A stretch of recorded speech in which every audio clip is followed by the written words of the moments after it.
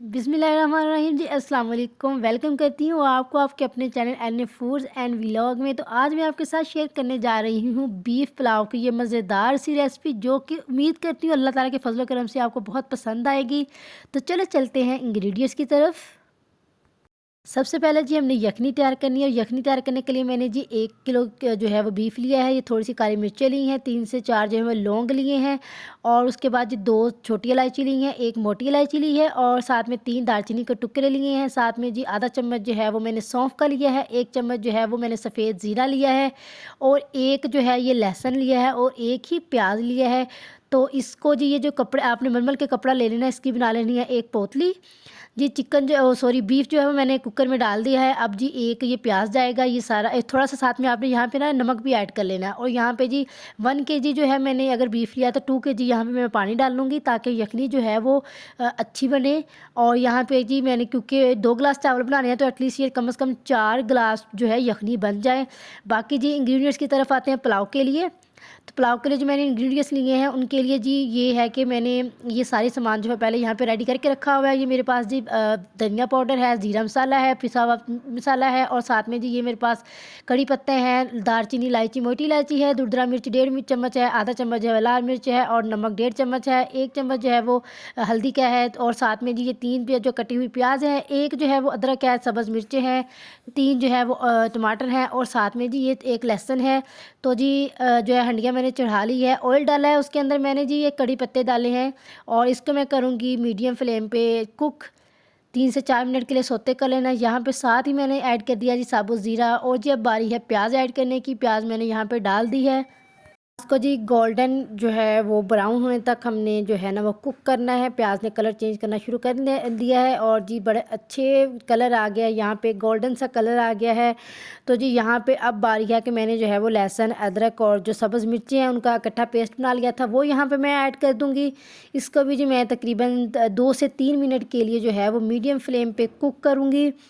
उसके बाद जी बाकी मसाले ऐड करने हैं।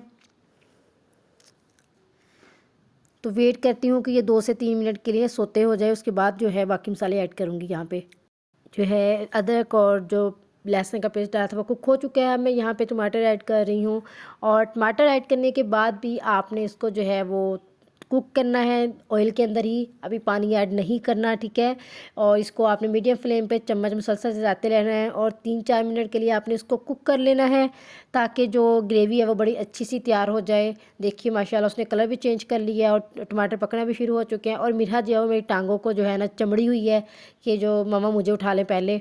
तो यहाँ पे जी मैंने ना वो जो बाकी मसाले जाते हैं वो प्लेट में मैंने आपको दिखाए थे, वो सारे मैंने ऐड कर दिए हैं। बैड लक ये हुआ कि मैं वीडियो यहाँ पे रिकॉर्ड नहीं कर पाई। वो रिकॉर्ड तो कर रही थी, लेकिन वो रिकॉर्ड हो नहीं पाई। मिरहा ने जो है ना मेरे हाथ से मोबाइल खींच लिया था, तो मोबाइल जो है वो हंडिया में गिरता गिरता बचा है। और यहाँ पे बाकी मसाले जो है वो आपको पता है मैंने कौन से ऐड किए हैं, स्टार्ट में मैंने मेंशन किए हुए हैं। आप वहाँ पे जाके स्क्रीनशॉट भी ले सकते हैं। इसके अलावा मैं डिस्क्रिप्शन बॉक्स में भी मेंशन कर दूँगी, ताकि आपको स्क्रीनशॉट लेने में या लिखने में आसानी हो। यहाँ पे जी थोड़ा सा करूँगी मैं पानी ऐड, क्योंकि अब जी इसको थोड़ा सा गलाना भी है, प्याज को और टमाटर के जो अच्छी तरह से गल जाए। और यहाँ पे मैं थोड़ा सा इंतज़ार करूँगी, और फिर वापस आती हूँ आपके पास दोबारा से यखनी को देख के और बीफ को देख के कि वो गल चुका है कि नहीं। अब यखनी कितनी तैयार हुई है, जो है वो गल चुका है, इसलिए मैं इसको निकाल रही हूँ प्लेट में। आपने जो हड्डियाँ हैं, छोटे टुकड़े हैं, वो पहले स्टार्ट में ही निकाल लेने हैं। दूसरी तरफ जी वो जो मसाला है वो भी तैयार हो चुका है। अब जी मैंने जो बॉयल किया हुआ बीफ है वो भी इसमें ऐड कर दूँगी। और अब जी मेन बारी आती है इसकी बुनाई करने की। इसको जो है आपने बहुत ज़्यादा नहीं भूनना, ना बहुत ज़्यादा जो है ना हाई फ्लेम में भूनना है। मीडियम फ्लेम में आप इसको तकरीबन कम से कम जो है ना 5 मिनट कुक कर लेना है। 5 मिनट जो है वो बीफ के लिए काफ़ी होते हैं, क्योंकि ये ऑलरेडी जो है हमने बॉयल किया हुआ है, तो इसको ज़्यादा कुक करना अच्छा नहीं है। वो ज़्यादा कुक करने से भी जो बहुत सारे इसके बेनिफिट्स हैं ना वो ज़ाया हो जाते हैं, इसलिए आपने मीडियम फ्लेम पे इसको हल्का सा कुक कर लेना है। ग्रेवी जो है वो तकरीबन तैयार होना शुरू हो चुकी है, ऑयल जो है वो ऊपर आना शुरू हो गया है। तो जी इसकी मैं थोड़ी सी बुनाई मैंने और करनी है, क्योंकि अभी इसी स्टेज पे जो है वो मैंने ऐड करनी है दही। तो दही जो है वो मैंने आधी प्याली ऐड की है यहाँ पे। अब दही ऐड करने के बाद यही सही स्टेज है जब आपने दही ऐड करनी है। सारा कुछ भून लेने के बाद लास्ट पे आपने दही ऐड करना है। दही के बाद आपने लेमन ऐड करना है, ठीक है।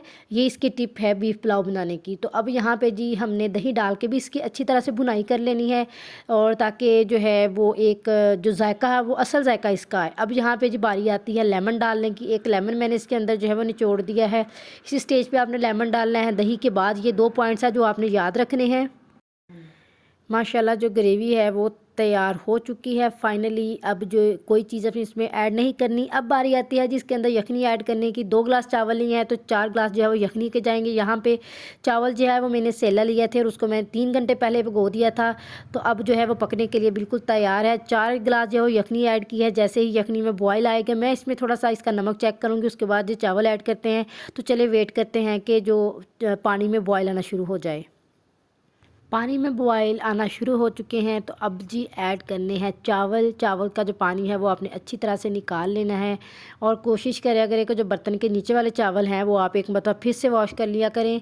और जी अब जो है चावल डाल दिए हैं तो आपने ज़्यादा चम्मच नहीं चलाना, बल्कि इसको जो है ना बस टाँप देना है और ठीक 10 मिनट बाद या 12 मिनट बाद आपने इसको चेक करना है। मैं भी 10-12 मिनट बाद ही चेक करूँगी। तो ये देखिए जो है ना पानी में बॉयल आना शुरू हो चुका था और साथ में जो है ना पानी भी जो है ना ज़्यादा पानी है वो ड्राई हो चुका है। अब थोड़ा थोड़ा पानी रह गया। अब मैं जी इसका जो ढक्कन है वो रिमूव किया हुआ है। अब इसके ऊपर ढक्कन नहीं रखना, इसको ऐसे ही पकने देना है।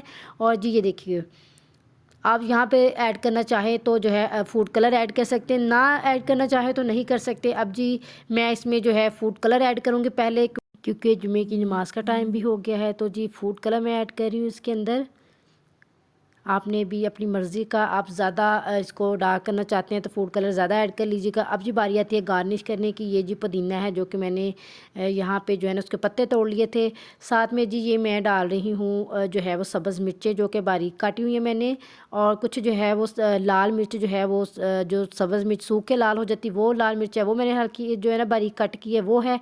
और साथ में जी ये लेमन है, साथ में जी मैं लेमन डाल रही हूँ, बारीक काट लिए मैंने। आप अपनी मर्ज़ी की गार्निश कर सकते हैं। आप इसके ऊपर जो है वो काजू डाल सकते हैं, बादाम डाल सकते हैं, जो आपका दिल चाहे। आप जो है ना कुछ ड्राई फ्रूट्स में भी ऐड कर सकते हैं। मैं जी ये मैंने कुछ वेजिटेबल्स ऐसे ऐड की हैं और जी माशाल्लाह कितनी अच्छी लुक आ रही है। फाइनली जो है वो जो बीफ पुलाव है वो दम के लिए तैयार हो चुका है।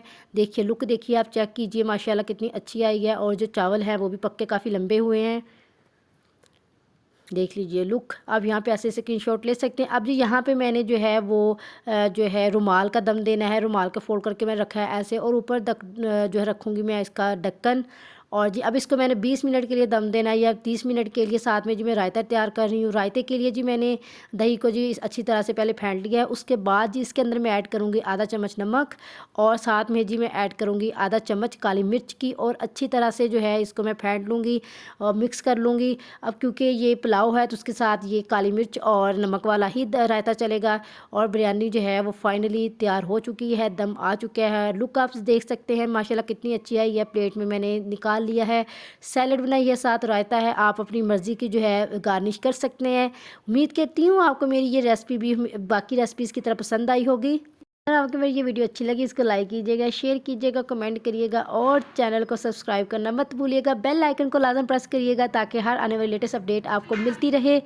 इसके अलावा जो आपने मुझे इंस्टाग्राम पे भी फॉलो कर लेना है। मुझे दीजिए इजाज़त, अब आऊँगी एक नई वीडियो के साथ। अपना बहुत सारा ख्याल रखिएगा, अपने पैरों का भी ख्याल रखिएगा। अल्लाह हाफिज़।